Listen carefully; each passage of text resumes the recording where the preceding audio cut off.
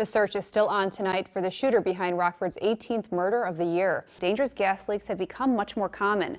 A report to federal authorities showed 24 new leaks are discovered every day. There is a bit of a struggle. This is a fifth person police are taking into custody. This is a fifth protester. There is another one that it looks like police are following right now. Eric and Mimi, this is a fast developing situation. Oops, excuse me. I have to get back out of the street. Police are asking people to stay out of the street because this is where they've been clashing with protesters. I think we did all let out a sigh of relief when we found out the uniforms weren't going to be red, because if you watch Star Trek or the old Star Trek, that is always bad news. If you are we had tube socks on our hands and a can of woodworking or wood duster, and that's what. Oh, that's what you oh, because you're okay. Spray and then dust. Dozens of supporters stepped out onto Main Street holding up signs saying "No mercy." I'm going to step to the side so you guys can get a better look at them. The program came with controversy. Some elected officials feared it was an attempt by the Trump administration to stop demonstrations. Winnebago County's top prosecutor calls Representative John Capello's actions on social media unacceptable. That's right, Eric and Mimi, and all three want to remain anonymous. And they say despite wearing masks and getting temperature checks at the door, they still show up to work worrying about their safety. I did reach out to Carpenter's Place for an interview, but haven't heard back. The nonprofit's purchasing of the former Schnucks property will go in front of Rockford's Code and Regulations Committee at Monday's meeting. We know the Bears won't be playing football in January, unfortunately, since they've been erased from the playoff picture. But there are still 2 December games left to watch and dissect. Samantha joins us next with sports, and get your brooms ready. She takes us back through time with the White Sox for one more night. One man is dead after an early morning shooting at a Rockford hotel.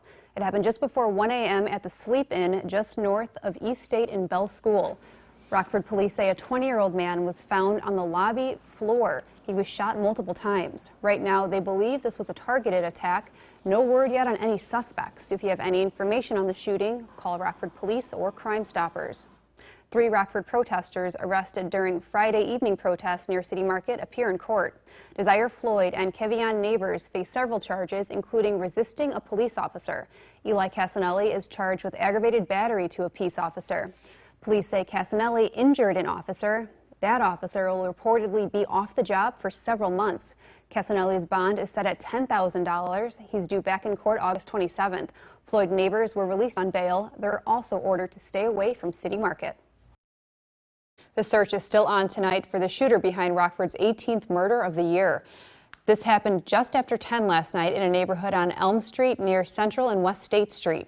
The victim died at the hospital.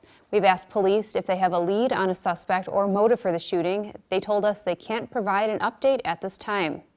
This has been a deadlier year for Rockford. As we just mentioned, there have been 18 murders so far. It was 15 this time last year. The city didn't hit 18 until October. In all, there were 20 murders for 2019. That's right, Eric and Mimi, and all 3 want to remain anonymous. And they say despite wearing masks and getting temperature checks at the door, they still show up to work worrying about their safety. You'll be all right. Go back to work. And if you don't go back to work, you're going to be penalized. Belvedere assembly plant workers say they see red flags throughout their workspaces. I talked to 3 employees who share the same concerns. All chose to remain anonymous out of fear of losing their jobs. If you leave the plant, you will receive a point. And if you receive 3 points while you are gone, you will be terminated. It's already been a couple people here that have been terminated because of coronavirus. Fiat Chrysler's head of Environment, Health, and Safety, Greg Rose, says employees are given time to disinfect their stations before and after shifts. We feel like the operator is the best person to know where the areas that high touch points are, and that we can meet the recommendations of CDC and WHO. Those clocking in at the Belvedere plant say that's not the case. You get 10 minutes and you get in to clean your station. Well, what they did last week is they told us we no longer get the 10 minutes to clean your station, just go to work. This week they took that away from our lunchtime, and so we weren't able to do that yesterday and today. And word has it that starting the beginning of September, they're taking away that whole thing. The amount of time that takes can vary, so I'm satisfied that local operations will determine whatever that appropriate time frame is. When someone does test positive or shows symptoms, Rose says outside cleaning crews are called in to disinfect. After he had come into work a couple of days sick, and management was informed of it, and even after being informed, they apparently refused to do anything as far as like deep cleaning or anything in that area until he had received a test positive himself, which of course apparently he did at the end of the week. Leaving coworkers vulnerable. Somebody else the following week, which was last week, in the same team area tested positive as well, which suggested a possible spread. When we don't feel like there's a whole lot of transparency, and we kind of feel like many people, not just me, I've heard this from many people, they just feel like things are being hidden from us, you know, like almost as though it's intentional. We told them that's not right. You're exposing us to possible death or illness. Greg Rose says FCA takes contact tracing very seriously and any employees with known exposure are tested. Rose added if employees feel they or anyone else still at work came into contact with someone who is COVID positive to tell management immediately. Retired 17th Judicial Circuit Court Judge Rosemary Collins, the first woman to hold the position, says she's still coming to terms with the solemn news.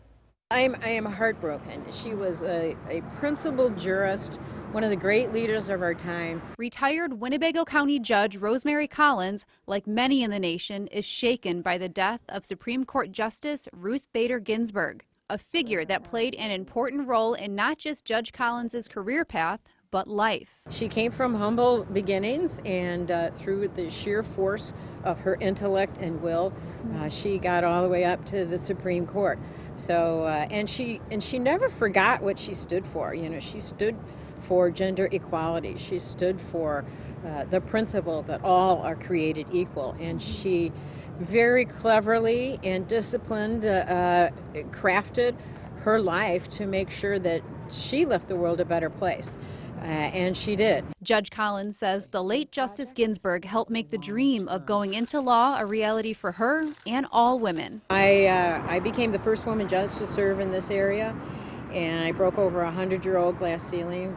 So we've come a long way since then. We have a lot of women jurists now. Women are, you know, over 50% of our law schools now. Justice Ginsburg's legacy is one Judge Collins says she'll hold close. So I'm grateful that I had a chance to see somebody like that and to see somebody operate like she did. And so we're all better because of Ruth Bader Ginsburg, and I'm just going to miss her so much. And we as a country, I think, in the years to come will grow to appreciate even more the outstanding legacy that she has left. Judge Collins retired in December of 2018. Awareness efforts seem to be working with more golfers hitting the greens. Group members say they have high hopes it'll stay open. That's what Mississippi's all about. Meeting new people having together. Fun, Nice. Trying to shoot under par. New golf buddies Eli Parker and Dennis Oblinger hit the links at Mississippi Golf Course Tuesday afternoon. But time is running out for those trying to keep the 9-hole course open. The board will be making some announcements again. It's that time of year, so they haven't told us where we stand. But our revenue is up, rounds are up, the course is in fabulous condition. Save Mississippi Golf Course has been hard at work the last 11 months, raising money and trying to get more golfers to tee off at Rockford's oldest golf course. Last year, the Rockford Park District found Mississippi's greens ended the year in the red with a $120,000 deficit. But things are looking up. As of August, we're up 15% compared to last year. The Park District also informed us that we are actually profitable so far this year. Those fighting to keep it open say the course is where many area golfers have taken their first swings. It's a better course for the youth and beginners because there's no water to lose your golf balls in. There's no sand bunkers to cause you problems. It's not as tree lined as it used to be. Oblinger, a newcomer to the sport, agrees. Bought my first set of golf clubs and I'm just learning the game. It's an aggravating game, frustrating, but it's really fun. It's nice to be out here and out in the nice weather. And the short course makes it easy to squeeze a game in. You can do it in an hour and a half. You can get around 9 holes really quick. So even if you take a long lunch or you get up early in the morning or you want to stop after work and get a quick 9 in, it's just an ideal place. If you want to donate more than just a round of golf, Mississippi Golf Course is allowing people to sponsor holes.